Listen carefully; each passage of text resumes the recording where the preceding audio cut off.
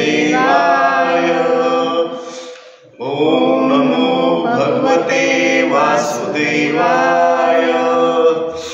ओम नमो भगवते वासुदेवाय। ओम अज्ञानतिमिरान्धस्य ज्ञानाञ्जनशलाकया चक्षुरुन्मीलितं येन तस्मै श्रीगुरुवे नमः। श्रीचैतन्यमनोभीष्टं स्थापितं येन भूतले स्वयं रूपः कदा मह्यं ददाति स्वपदान्तिकम्। वन्देऽहं श्रीगुरुः श्रीयुतपदकमलं श्रीगुरून् वैष्णवांश्च। श्रीरूपं सागरजातं सहगण रघुनाथान्वितं तं सजीवं साद्वैतं सावधूतं परिजनसहितं कृष्णचैतन्यदेवं श्रीराधाकृष्णपादान् सहगण ललिता श्रीविशाखान्वितांश्च। हे कृष्ण करुणा सिंधु दीनबन्धो जगत्पते गोपेश गोपिका कांत राधा कांत नमोस्तुते। तप्त कांचन गौरांगी राधे वृंदावनेश्वरी वृषभानुसुते देवी प्रणमामि हरिप्रिये। वाञ्छाकल्पतरुभ्यश्च कृपा सिन्धुभ्येव च पतितानां पावनेभ्यो वैष्णवेभ्यो नमो नमः। श्री कृष्ण चैतन्य प्रभु नित्यानंद श्री अद्वैत गदाधर श्रीवासादि गौर भक्तवृंद।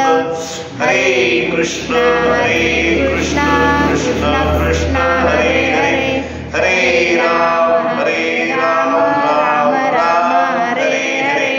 हरे कृष्ण कृष्ण कृष्ण हरे हरे हरे राम राम राम हरे हरे। आजच्या या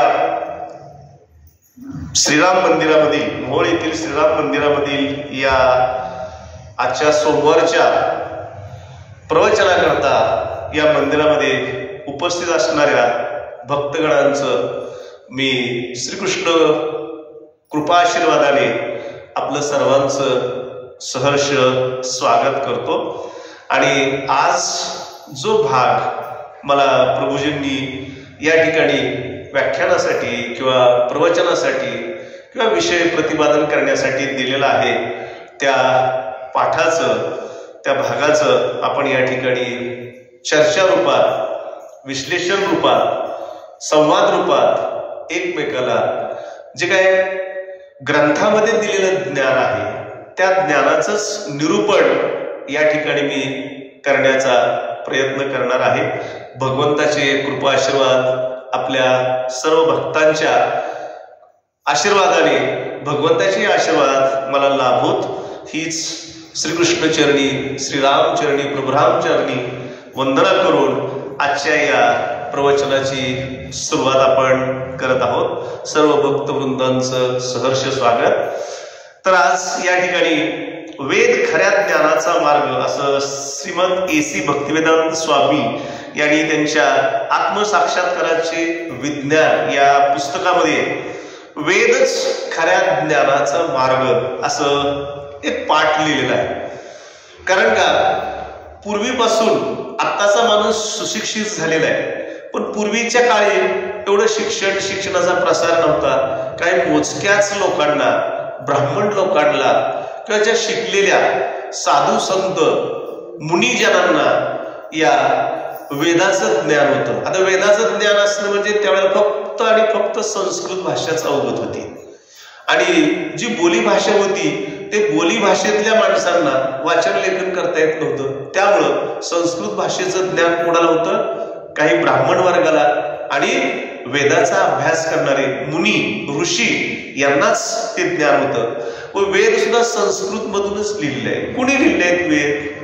महर्षी व्यासांनी जे प्रचंड साहित्य निर्माण केलेलं आहे संस्कृत मध्ये ते खरोखरच मानवाच्या जीवनाच्या कल्याणाकरता म्हणून वेद निर्माण झालेले आहेत किंवा परमेश्वराकडून प्रत्यक्ष परमेश्वराकडून। कारण व्यास मुनी सुद्धा भगवंताचेच अवतार आहेत आणि त्यांच्याकडून हे वेद आणि गीता सुद्धा जी भगवंतांनी सांगितली, जे महाभारत लिहिलं गेलं व्यासाकडून, ते सुद्धा व्यासाकडून लिहिलेलं महाभारत, की ज्यामध्ये महाभारतामध्ये गीतेचा अध्याय आहे की जी गीता श्रीकृष्णाने अर्जुनाला कुरुक्षेत्रावरती सांगण्याचा प्रयत्न केला किंवा सांगितली, कुरुक्षेत्रावरती सांगितलेली गीता केवळ अर्जुन त्यावेळेला निमित्त होता. खर तर भगवंतांना अर्जुनाला गीता सांगताना सुद्धा पुढील भावी अनेक पिढ्यामध्ये आपल्यासारख्या सामान्य माणसाला गीतेचा उपदेश कळावा, गीतेचा अर्थ कळावा किंवा गीतेमधलं ज्ञान कळावं. का तर अर्जुन आणि आपण तसे एकसारखेच, जसे अर्जुनाला प्रश्न पडले होते तसे आपल्यालाही प्रश्न पडतात. अर्जुनाला जे प्रश्न पडले, का, कसं, का मीच का करू, किंवा युद्ध क्षेत्रावरती असताना, कुरुक्षेत्रावरती असताना का लढायचं, जे समोर म्हणजे गीतेची निर्मिती कधी झाली, ज्यावेळेला कौरव पांडव, आता तुम्हाला तो थोडासा इतिहास माहिती आहे, कौरव आणि पांडवांचं युद्ध सुरू झालं. ते युद्ध सुरू होण्याचं कारण पण असं आहे की दुर्योधनानं अर्जुनाला म्हणजे आपल्या भावंडालाच असलेल्या पूर्ण राज्यातून फक्त 5 गावं मागितली, तरी सुद्धा ती 5 गावं दिली नाहीत. तर 5 गावं दिली नाहीत तर श्रीकृष्ण स्वतः दूत बनून गेले आणि तसं करू नको दुर्योधना, केवळ 5 गावं तरी पांडवांना दे आणि त्या 5 गावामध्ये ते आपला चरितार्थ भागवतील, आपलं जीवन जगतील. तर त्यावेळेला दुर्योधन हा धृतराष्ट्राचा पोरगा, धृतराष्ट्राचा मुलगा ज्येष्ठ असल्यानं तो युवराज होता. आता धृतराष्ट्राला सुद्धा दिलेलं राज्य खरं तर नियमानं पांडवांच्या वडिलांनाच मिळायला पाहिजे होतं. पांडवांच्या वडिलांचा म्हणजे पंडूराजाचा अकाली मृत्यू झाल्यामुळं ते राज्य पांडव लहान असल्या कारणानं सांभाळण्यासाठी म्हणून धृतराष्ट्राला दिलं होतं. पण सांभाळण्यासाठी दिलेलं धृतराष्ट्राला दिलेलं राज्य तो बळकावून बसला, त्याच्याच हाती सत्ता गेली आणि त्याच्याच पोटी जन्मलेला हा अहंकारी दुर्योधन तो राज्य सोडायला तयार नाही. मग तरी सुद्धा पांडवांमार्फत दूत बनून श्रीकृष्ण दुर्योधनाकडे गेले की पांडवांना तुझेच भाऊ आहेत, 5 गावं तरी द्या आणि त्यामार्फत ते आपलं जीवन चरितार्थ भागवतील. असं म्हणल्यानंतर दुर्योधनानं 5 गावच काय, सुईच्या टोकावरती जेवढी जमीन बसेल तेवढी सुद्धा जमीन त्यांना मी देणार नाही असं म्हटल्यानंतर श्रीकृष्णाचा दूत म्हणून त्यांना अपमानही केला आणि युद्ध घडणार हे ठरलं. मग युद्ध ज्यावेळेला घडणार, युद्ध ज्यावेळेला घडलं, दोन्ही बाजूनी तयारी झाली, ज्यामध्ये कौरव सेना एका बाजूला आणि दुसऱ्या बाजूला पांडव सेना. मग कौरव सेना आणि पांडव सेना ह्या दोन्ही सेना तयारी अशी झालेली होती. तर या युद्धासाठी, युद्धाची मागणी किंवा सैन्य मागण्यासाठी कोण, अर्जुन आणि दुर्योधन जे काय देशोदेशीचे राजे आहेत त्या राजांची मदत घेण्याकरता दुर्योधन पण जात होता, अर्जुन पण जात होता. जे सत्य मार्ग स्वीकारत होते, सत्याचा मार्ग ज्यांना आवडत होता ते कुणाच्या पक्षात येत होते, पांडवांच्या पक्षात येत होते. आणि जे असत्याचा मार्ग स्वीकारत होते, जे खोट्याचा मार्ग स्वीकारत होते, असे खोटे राजे, अनेक खोटे राजे दुर्योधनाच्या पक्षात येत होते. आता प्रत्यक्ष श्रीकृष्णाचं सुद्धा राज्य होतं स्वतःचं. मग श्रीकृष्णाकडे सुद्धा सेना होती. मग श्रीकृष्णाची सेना मागण्यासाठी सुद्धा अर्जुन आणि दुर्योधन गेल्यानंतर अर्जुन पायाशी बसला, कुणाच्या, श्रीकृष्णाच्या. श्रीकृष्ण विश्रांती घेत होते, आपल्या शय्येवरती विश्रांती घेत असताना अर्जुन आपल्या श्रीकृष्णाच्या पायथ्याशी जाऊन बसला आणि दुर्योधन त्याचा अहंकार, मी का चरणाशी बसतो, श्रीकृष्णाच्या चरणाशी मी कशाला बसू, तर तो काय करतो, उशाशी बसतो. जिथं उशा डोकं आहे त्या ठिकाणी दुर्योधन बसतो. मग दुर्योधन तिथं बसल्यानंतर आता नैसर्गिकरित्या जाग आल्यानंतर, उठल्यानंतर माणूस उठून बसतो. बसल्यानंतर बसलेल्या माणसाला चरणाकडला माणूस दिसतो का डोक्याकडला माणूस दिसतो, चरणाकडला माणूस दिसतो, बरोबर. मग चरणाकडे कोण बसलं होतं, अर्जुन बसला होता आणि डोक्याकडं दुर्योधन होता. मग तसं झाल्यानंतर श्रीकृष्ण उठल्याबरोबर अर्जुनाला म्हणतात, अरे पार्थ कधी आलास तू? देवा आपल्याला थोडीशी निद्रा लागली होती, झोप लागली होती, त्यावेळेला मी आलो आणि कसं उठवायचं म्हणून मी तुमची उठण्याची वाट पाहत होतो. नम्रतेनं सांगितलं, हात जोडले, विनवणी केली आणि हे दोघांचं चर्चा चालू आहे. तर त्यावेळेला श्रीकृष्ण म्हणतो, का आलास, का आलास माझ्याकडं? आता हे श्रीकृष्णाला सगळं माहिती आहे, पण विचारून घेणं भगवंताचं काम आहे.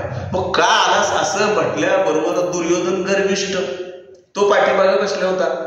का आलास तुम्ही? त्याला कसं काय विचारलं? मी तुमच्या उशाशी बसलोय, तुमच्या डोक्याजवळ बसलोय, तुम्ही मला काय विचारलं नाही? अरे दुर्योधना तू पण आलायस का? दोघे अतिथी श्रीकृष्णाकडे, तू पण आलायस? मी त्याच्या अगोदर आलोय, मी डोक्याजवळ बसलोय, तुम्ही मला बघितलं नाही, तुम्ही त्यालाच बघितलं. बर मी तुला बघितलं, अगोदर माझा प्रश्न का आलाय तू मला प्रश्न विचार. दम कोण देतोय? दुर्योधन. कोणाला देतोय? प्रत्यक्ष भगवंताला. कारण तो प्रत्यक्ष भगवंत आहे हे दुर्योधनाला दिसत नाही, कळत नाही. का? तर दुर्योधनाच्या डोळ्यावर कशाची पट्टी आहे? अहंकाराची पट्टी आहे. जोपर्यंत माणसाच्या डोळ्यावरती गर्वाची, अहंकाराची पट्टी आहे तोपर्यंत समोर जरी भगवंत असला तरी दिसणं शक्य नाही. त्याच्या डोळ्यावरती अहंकाराची पट्टी आहे. कुणाच्या? दुर्योधनाच्या. बर दुर्योधन म्हणतो, मला अगोदर विचारायचं का आला, कशासाठी आला, तर तुम्ही त्याला कसं काय विचारलं? श्रीकृष्णाला माहिती होतं. बर बाबा अर्जुना तू थांब, मी दुर्योधनाची चौकशी करतो, दुर्योधनाला विचारतो. बर बाबा तू का आला? असं विचारपूस केली. विचारपूस केल्यानंतर आमचं पांडवाबरोबर युद्ध आहे, मग मला तुमची मदत हवी आहे. दोघेही मदत मागायला आले होते श्रीकृष्णाकडं. मग श्रीकृष्णाने आयडिया केली, हे बघ म्हणलं, तुम्ही दोघेही मला मदत मागायला आलाय, पहिल्यांदा कोण मागणार? तर दुर्योधन म्हणला, मीच मागणार. बर बाबा तुला मागायचं तू माग. श्रीकृष्णानं दोन अटी ठेवल्या. एका बाजूला माझी असणारी अक्षोहिणी सेना, नारायणी सेना, माझ्याकडे असलेली नारायणी सेना, जी माझी काय 2-3 लाख नारायणी सेना आहे ती एका बाजूला असेल आणि दुसऱ्या बाजूला मी एकटा असणार आहे. ह्यातलं तू कुठलं उचल, तू उचल.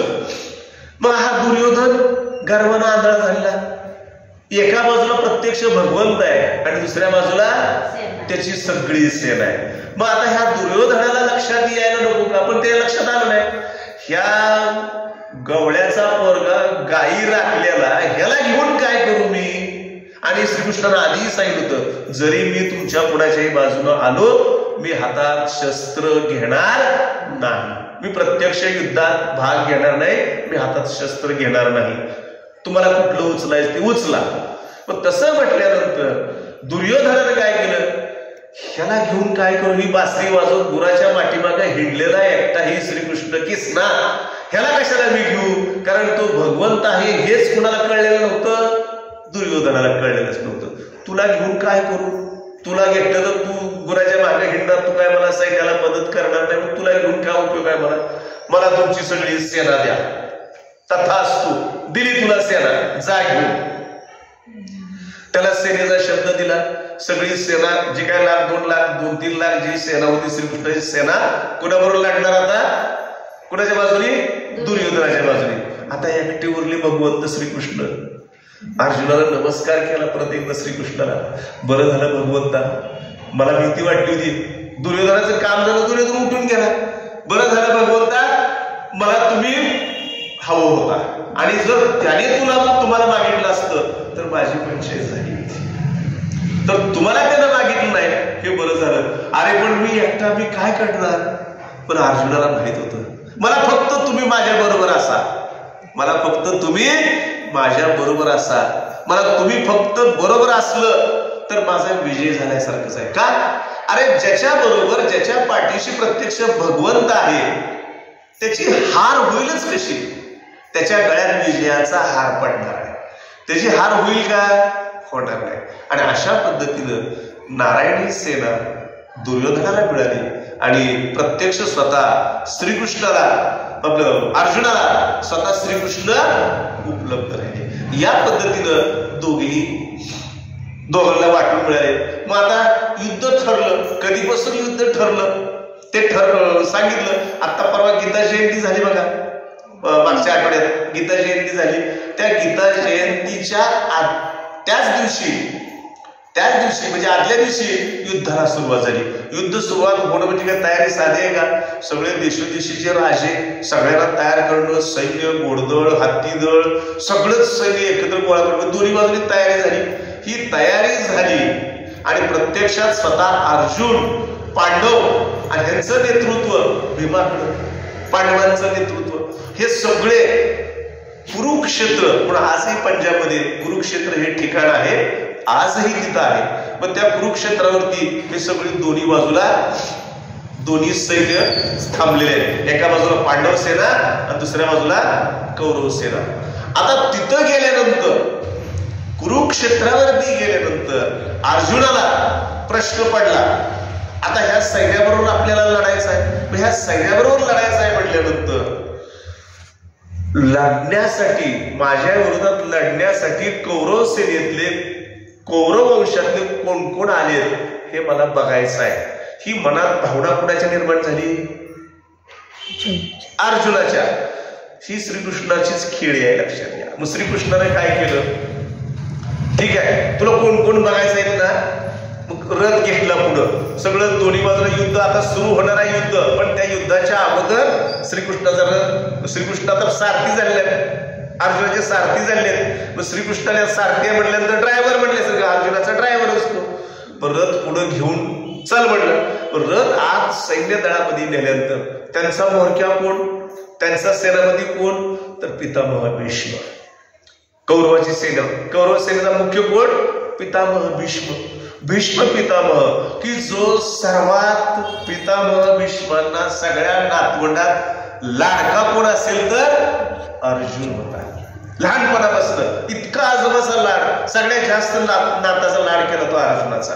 आणि तोच अर्जुन आता पितामह भीष्मा बरोबर लढणार आहे. का? तर कौरव सेनात आहे तो. मग श्रीकृष्णाने काय केलं? आयडिया केली, बरोबर जाऊन भीष्माच्या पुढे रथ उभा केला. कोण कोण लढणार आहे बघ, कोण कोण लढणार आहे बघ म्हटल्यानंतर अर्जुनाने निहाळायला चालू केलं. कौरव सेनावरती दुर्योधन होता, हा भाग वेगळा. पण त्यानं बघितलं भीष्म, द्रोणाचार्य, कृपाचार्य, सगळे दुर्योधनाचे इतर भाऊ, त्यांची मुलं, ही सगळी भाऊ मंडळी, चुलते मालते, आजोबा, कृपाचार्य ज्यांनी शिक्षण दिलं, द्रोणाचार्य सुद्धा, द्रोणाचार्याचा मुलगा अश्वत्थामा सुद्धा आश्रमात एकत्र खेळलेले, हे सगळे सगळे सोयरे समोर दिसले अर्जुनाला. आणि सगळे सोयरे समोर अर्जुनाला दिसल्यानंतर त्याच्याबरोबर युद्ध करायचं, ह्यांच्याबरोबर मी युद्ध करू. तिथं गेल्यानंतर अर्जुनाला थरकाप सुटला. का? ज्या आजोबाच्या खांद्यावरती, अंगावरती खेळलोय मी, त्यांना बाण मारणार? कारण अर्जुनाला माहिती होतं अर्जुन स्वतः शूर आहे, वीर आहे, हा या युद्धामध्ये स्वतः हारणार नाही, अर्जुनाला माहिती होतं. तेवढी क्षमता, तेवढी ताकद अर्जुनाकडे होती. मग ही ताकद असल्या कारणानं त्याला माहित होतं की मी यांना सहज हरवू शकतो. म्हणजे काय? त्यांना मारू शकतो, त्यांना जिवंत मारणं. त्यांना जिवंत मारणं म्हणजे माझ्यासाठी किती पाप आहे, ही भावना अर्जुनाच्या मनात निर्माण झाली. बघा तुम्ही, एखाद्या स्वतःच्या वडिलाबरोबर, चुलत्याबरोबर, आजोबाबरोबर आयुष्यात मोठं झालेलं आपण, त्यांच्याबरोबर वर तोंड करून बोलण्याचं धाडस न करणारा मुलगा, त्याच्याबरोबर आज युद्ध करायचं आहे आणि त्या युद्धामध्ये ते समोरचे मारले जाणार आहेत. इतकं धाडस होईल का चांगलं वागणाऱ्या नाताकडनं? तर नाताकडनं धाडसच झालं नाही.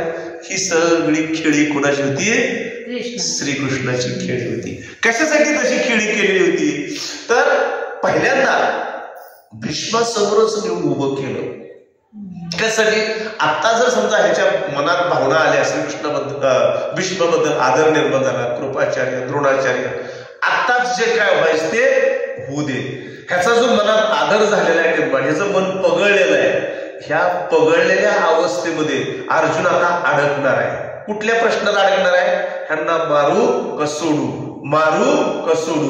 मी मारून जर मग मिळालेलं राज्य मी कुणाला आनंद व्यक्त करू? हे जे ह्यांना मारल्यानंतर मला जे राज्य मिळणार आहे, सगळे कौरव मेल्यानंतर राज्य कुणाला मिळणार? कौरवाचं. पांडवांना मिळणार. मग अर्जुनाला वाटतं हे सगळं राज्य मला मिळाल्यानंतर मला विजयी झालेलं, माझा विजय, माझीच माणसं नाही ती मेलेली आहेत, मी कुणाबरोबर आनंद साजरा करू.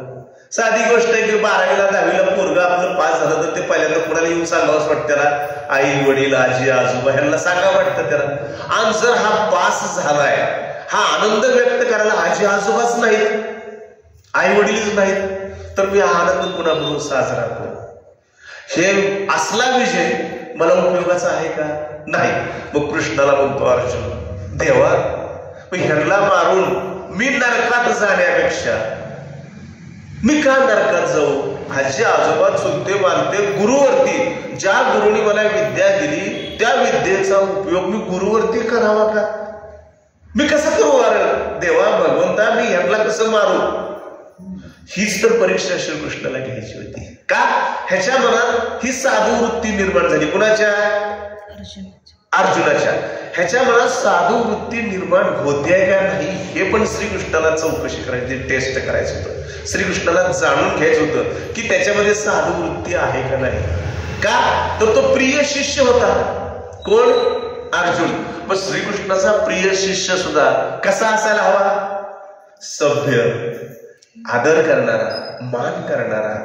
पण त्याच्यामध्ये झालं काय हे चेक केलं श्रीकृष्णानं, टेस्ट केलं की बाबा हा तसा साधू वृत्तीचा आहे का नाही. श्रीकृष्णाला लक्षात आलं. बरं ठीक आहे, लक्षात आलं, पण तुझं कर्तव्य महत्वाचं आहे. कुठलं कर्तव्य? जे कर्तव्य आता त्याला युद्ध करायचं आहे, युद्धामध्ये समोर असलेला शत्रू, त्या शत्रूला संपवायचा आहे, हे त्याचं कर्तव्य आहे. कुणाचं? अर्जुनाचं. पण तो कशामुळे ते कर्तव्य आहे? तो कोण आहे? क्षत्रिय आहे. आणि त्याला त्यांच्याबरोबर युद्ध का करायचं आहे? तर त्यांनी युद्धाची परिस्थिती निर्माण केली. हे युद्ध अर्जुनाने निर्माण केलं होतं का? नाही. कोणी निर्माण केलं? कौरवांनी. मग कौरवांनी युद्ध निर्माण केलं किंवा कौरवामुळे युद्ध होत